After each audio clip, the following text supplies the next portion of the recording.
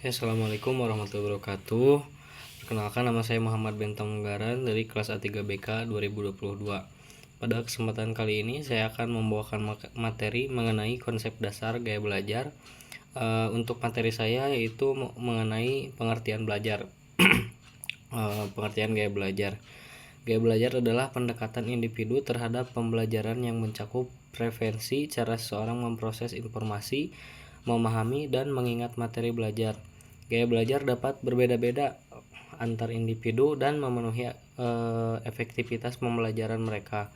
Menurut De Forter tahun 2000, gaya belajar seseorang adalah kombinasi bagaimana ia menyerap dan kemudian mengatur serta mengolah informasi, dan umumnya dianggap bahwa gaya belajar seseorang itu berasal dari variabel kepribadian atau pengetahuan psikologis, bisa juga latar belakang sosial atau kultural dan pengalaman pendidikan. Tiap individu memiliki kekhasan sejak lahir dan diperkaya melalui pengalaman hidup. Nah, yang pasti semua orang ya melalui alat indrawi, baik penglihatan, pendengaran dan karakteristik setiap orang memiliki kekuatan belajar atau gaya belajar tertentu. Jadi tiap manusia itu berbeda-beda gaya belajarnya. Nah, semakin kita mengenal baik dari gaya belajar kita, maka semakin mudah dan lebih percaya diri dalam menguasai sesuatu keterampilan dan konsep-konsep dalam hidup. Nah, gaya belajar, apa yang disebut dengan gaya belajar? Gaya belajar kalau misalkan bahasa kerennya itu learning style, memiliki peranan sangat penting dalam proses kegiatan belajar dan mengajar. Gaya belajar adalah suatu kombinasi bagaimana peserta didik menyerap, mengatur, serta mengolah informasi. Setiap anak memiliki lebih dari satu gaya belajar, jadi berbeda-beda dan berkombinasi tergantung dari situasi dan kondisi. Nah, gaya belajar yang dipakai dalam usaha mencapai tujuan belajarnya yaitu apabila seorang guru dapat mengidentifikasi kecenderungan gaya belajar siswa ya, maka hal ini bermanfaat sekali dalam mengembangkan proses belajar dan mengajar. Terima kasih kepada moderator. Untuk materi saya yang kedua adalah mengenai macam-macam gaya belajar. Yang ke satu ada juga gaya belajar visual atau visual learner. Menitik beratkan ketajaman penglihatan, yang artinya bukti-bukti konkret harus diperlihatkan terlebih dahulu agar siswa paham. Ciri-ciri siswa yang memiliki gaya belajar visual adalah kebutuhan yang tinggi untuk melihat dan menangkap informasi secara visual sebelum ia memahaminya. Nah, gaya belajar visual mengamati dan mempelajari objek seperti gambar, tulisan, video, yaitu objek-objek yang terlihat dengan mata telanjang. Nah, contohnya mudah mengingat dari yang dilihat daripada yang didengar, atau suka menggambar apapun di kertas. Nah, itu yang ke satu. Yang kedua ada gaya belajar auditori yang mempunyai kemampuan dalam hal menyerap informasi dari pendengaran. Metode pembelajaran ini yang tepat untuk pembelajar model seperti ini harus memperhatikan kondisi fisik dari belajar. Nah, anak yang mempunyai gaya belajar auditori dapat belajar lebih cepat dengan menggunakan diskusi verbal dan mendengarkan apa yang guru katakan. Itu yang kedua. Untuk yang ketiga ada gaya belajar kinestetik, merupakan aktivitas belajar dengan cara bergerak, bekerja dengan menyentuh. Nah, pembelajaran tipe ini mempunyai keunikan dalam belajar selalu bergerak, aktivitas panca indera seperti menyentuh, meraba dan lain-lain. Nah, pembelajaran ini sulit untuk duduk diam berjam-jam karena keinginan mereka untuk beraktivitas dan eksplorasi sangatlah kuat. Nah, mungkin untuk materi saya kali ini Dicukupkan sekian, saya kembalikan lagi kepada moderator. Assalamualaikum, perkenalkan nama saya Faris Afdalul. Di sini saya akan memaparkan materi tentang faktor-faktor yang mempengaruhi gaya belajar.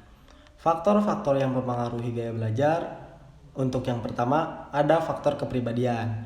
Seperti introvert atau ekstrovertnya seseorang dapat mempengaruhi preferensi gaya belajar seseorang. Misalnya, individu yang ekstrovert lebih suka belajar dalam situasi sosial, sedangkan yang introvert lebih suka belajar secara mandiri. Untuk yang kedua, pengalaman pribadi. Pengalaman pribadi seperti pengalaman masa kecil bisa mempengaruhi cara seseorang belajar. Misalnya, seseorang yang tumbuh dalam lingkungan keluarga yang mendorong diskusi dan eksplorasi mungkin lebih suka belajar melalui diskusi dan eksperimen. Untuk yang ketiga, ada kultur dan latar belakang sosial. Budaya dan latar belakang sosial juga berperan dalam membentuk gaya belajar. Misalnya, budaya yang lebih kolektivis mungkin cenderung mendorong kolaborasi dalam pembelajaran, sedangkan budaya yang lebih individualis mungkin lebih menekankan pembelajaran mandiri. Untuk yang keempat, motivasi. Motivasi individu seperti tujuan, belajar, minat, dan tingkat dedikasi mempengaruhi bagaimana mereka mendekati pembelajaran. Seseorang yang sangat termotivasi mungkin lebih cenderung mencari cara yang paling efektif bagi mereka untuk belajar. Yang kelima, kecenderungan perkembangan gaya belajar. Gaya belajar seseorang dapat berkembang dan berubah seiring waktu. Faktor-faktor seperti perubahan minat, pengalaman, atau tuntutan lingkungan dapat mempengaruhi evolusi gaya belajar seseorang. Untuk yang terakhir, teknologi dan media. Perkembangan teknologi dan media mempengaruhi gaya belajar. Generasi yang lebih muda mungkin lebih nyaman dengan pembelajaran berbasis teknologi seperti video pembelajaran atau platform daring.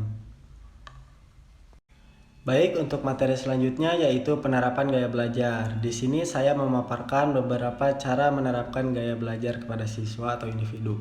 Untuk yang pertama, identifikasi gaya belajar. Penting untuk mengidentifikasi gaya belajar seseorang terlebih dahulu. Ini dapat dilakukan dengan mengamati preferensi individu dalam memproses informasi, seperti apakah mereka lebih suka melihat gambar, mendengarkan ceramah, membaca buku, atau melakukan eksperimen. Untuk yang kedua, sesuaikan metode pembelajaran.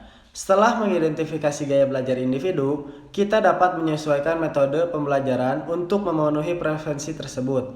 Misalnya, jika seseorang memiliki gaya belajar visual, guru dapat menggunakan gambar dan diagram dalam pengajaran. Untuk yang ketiga, variasi pendekatan pembelajaran. Meskipun penting untuk mengakomodasi gaya belajar utama seseorang, juga baik untuk memperkenalkan variasi pendekatan pembelajaran. Ini dapat membantu individu mengembangkan keterampilan belajar yang lebih seimbang. Untuk yang keempat, dukungan mandiri. Mendorong individu untuk mengenali gaya belajar mereka dan belajar secara mandiri sesuai dengan preferensi mereka.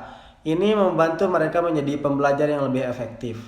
Untuk yang kelima, kombinasi gaya belajar. Beberapa orang mungkin lebih memiliki kombinasi gaya belajar sehingga dapat menjadi bermanfaat untuk menggabungkan elemen-elemen dari berbagai gaya belajar dalam pembelajaran mereka. Untuk yang keenam, evaluasi hasil. Penting untuk mengukur hasil dari penerapan gaya belajar dengan metode evaluasi yang sesuai. Ini membantu menilai apakah pendekatan pembelajaran yang digunakan berhasil atau perlu disesuaikan. Assalamualaikum warahmatullahi wabarakatuh. Perkenalkan, nama saya Muhammad Aldian Basiar. Pada kesempatan kali ini saya akan membawakan materi mengenai konsep dasar gaya belajar. Untuk materi saya yaitu manfaat konsep dasar gaya belajar. Yang pertama ada peningkatan pemahaman. Dengan mengidentifikasi gaya belajar seseorang, individu dapat mengakses materi pembelajaran dengan cara yang lebih sesuai, dengan cara mereka memproses informasi, sehingga meningkatkan pemahaman. Individu dengan gaya belajar visual lebih baik memahami informasi melalui gambar atau grafik. Contoh, mereka mungkin akan lebih efektif dalam belajar melalui buku teks yang dilengkapi dengan ilustrasi atau melalui presentasi visual. Yang kedua, meningkatkan retensi informasi. Memahami gaya belajar dapat membantu seseorang mengingat informasi dengan lebih baik, karena mereka dapat menggunakan metode pembelajaran yang lebih efektif bagi mereka. Bagi mereka yang memiliki gaya belajar auditori, mereka mungkin akan lebih suka mendengarkan kuliah, diskusi, atau rekaman audio yang berhubungan dengan materi pembelajaran. Yang ketiga, ada pengembangan strategi belajar yang efisien. Dengan menyesuaikan teknik belajar dengan gaya belajar individu, seseorang dapat mengembangkan strategi yang lebih efisien dan efektif untuk memahami dan mengingat materi. Orang dengan gaya belajar kinestetik dapat mencoba mengaitkan gerakan fisik dengan pembelajaran. Misalnya, ketika belajar kosakata baru, mereka bisa bergerak-gerak sesuai dengan kata-kata yang mereka pelajari. Yang keempat, meningkatkan motivasi dan kepercayaan diri. Ketika individu merasa bahwa mereka belajar dengan cara yang sesuai dengan gaya belajar mereka, mereka cenderung lebih termotivasi dan memiliki kepercayaan diri yang lebih tinggi dalam belajar. Misalnya, jika seseorang dengan gaya belajar kinestetik menyadari bahwa mereka belajar lebih baik melalui pengalaman fisik, mereka mungkin akan lebih termotivasi untuk terlibat dalam proyek praktik atau eksperimen terkait dengan mata pelajaran tertentu. Yang kelima, ada peningkatan kolaborasi. Dalam situasi belajar kelompok atau kerja tim, pemahaman gaya belajar individu dapat membantu dalam berkomunikasi dan berkolaborasi dengan lebih efektif. Yang keenam, ada mengatasi kesulitan belajar. Dengan memahami gaya belajar mereka, individu dapat mengidentifikasi dan mengatasi hambatan belajar yang mungkin mereka hadapi. Jika seseorang memiliki gaya belajar visual, dalam menghadapi kesulitan memahami teks tulisan, mereka dapat mencoba mencari sumber informasi yang lebih visual seperti video atau diagram yang menjelaskan konsep yang sulit. Sekian, terima kasih. Selanjutnya saya akan membawakan materi mengenai peran konselor dalam pengenalan gaya belajar siswa. Peran konselor membantu siswa dalam mengenal diri mereka sendiri dan lingkungan yang lebih baik. Selain itu, konselor juga membantu siswa memecahkan masalah yang mereka hadapi. Adapun fungsi dasar konselor yakni untuk menciptakan lingkungan yang lebih aman. Konselor membentuk jadwal sesuai dengan gaya belajar siswa yang berisikan anggota kecil tergantung dengan tingkat permasalahan mereka, visual, auditori, dan kinestetik. Di dalam ranah pengenalan gaya belajar, serta konselor menjalankan jadwal secara rutin bimbingan sesuai dengan gaya belajar siswa yang sedang dijalankan ini, menyelipkan pesan-pesan dan materi pengenalan gaya belajar siswa. Dalam setiap kelas, mereka akan membentuk sebuah konstruk berpikir dalam kesadaran gaya belajar serta disiplin. Konsepsi kognitif dalam diri siswa yang sedang mengikuti aktivitas belajar maupun kegiatan yang berada di sekolah, melibatkan proses berpikir dan menggunakan logika akan sejalan harmonis dengan dukungan pemahaman, motivasi, dan lingkungan yang kondusif. Contoh penerapan peran konselor dalam menciptakan lingkungan belajar yang aman dan membantu siswa dalam mengenal diri serta memecahkan masalah dengan memperhatikan gaya belajar siswa. Yang pertama, ada pengenalan gaya belajar. Seorang konselor dapat mengadakan sesi konseling dengan siswa untuk membantu mereka mengidentifikasi gaya belajar mereka. Contoh, seorang siswa mungkin menyadari bahwa dia memiliki belajar kinestetik. Konselor dapat membimbing siswa ini untuk mengeksplorasi metode belajar yang lebih sesuai dengan preferensinya, seperti menciptakan tugas praktik atau eksperimen yang melibatkan gerakan fisik. Yang kedua, ada pengaturan jadwal bimbingan. Konselor dapat bekerja dengan guru dan siswa untuk merencanakan jadwal bimbingan yang sesuai dengan gaya belajar siswa. Contoh, siswa dengan gaya belajar visual dapat memiliki sesi bimbingan yang lebih berfokus pada penggunaan materi visual atau teknik visualisasi untuk memahami pelajaran. Yang ketiga, ada pemberian pesan-pesan dan materi gaya belajar. Konselor dapat menyelipkan pesan-pesan tentang pentingnya memahami, menghormati gaya belajar individu setiap kelas atau pertemuan. Misalnya, konselor dapat mengadakan workshop atau presentasi tentang variasi gaya belajar dan bagaimana menghormatinya di dalam lingkungan belajar. Yang keempat, ada dukungan dan motivasi. Konselor dapat memberikan dukungan emosional dan motivasi kepada siswa untuk menghadapi tantangan belajar.